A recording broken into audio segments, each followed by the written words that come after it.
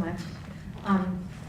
It was a humbling thing to look into this story, really. I just happened to be in Liberia, and I just happened to find the story by pure chance. But the condition I found it in is important because it was just sort of like possible to hear it really only in shreds and pieces.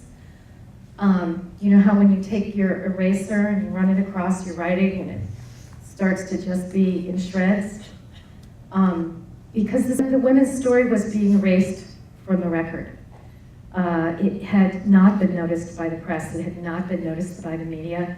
It was strictly being remembered orally by people in Liberia, but it wasn't known outside of Liberia. And that was incredibly important. Not just because the women had done, really a remarkable thing. It was heroic, it was courageous, it was imaginative, it was bold, it was strategic, and they needed to be respected for what they'd accomplished, but more than that, because of the power of making us visible to each other. Because at any given time, there are so many more of us than there are of them.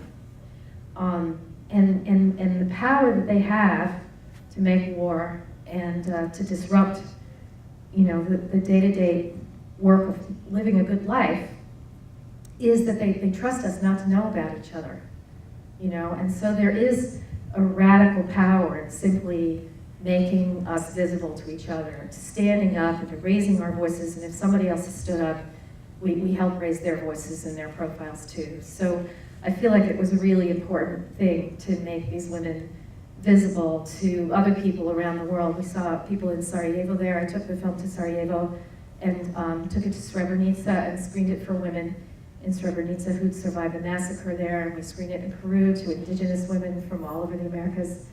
And 2 weeks ago, I was in Sudan, in Khartoum, screening it at, believe it or not, a 100-year-old women's university in Khartoum. Half of the women are there on scholarship from Darfur and southern Sudan and all over.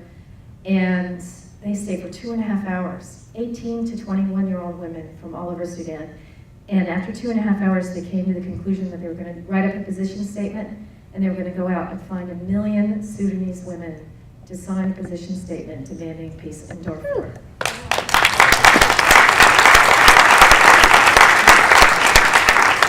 So there's an extraordinary power in just seeing each other, becoming visible to each other, in raising our voices. So I just want to say thank you to Ginny for giving me this opportunity to raise the voice of these women.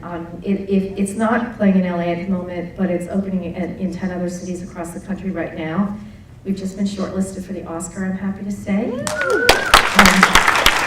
But you can find us at www.prayethedevilbackttohell.com. And if you go on there and demand it in your area, maybe we'll be able to find a way to get back here to Los Angeles. Thanks so much. These birds are from Senegal. Sheikh brought them with him. And there's a story about the birds that's on the back of your programs that you'll get in our reception.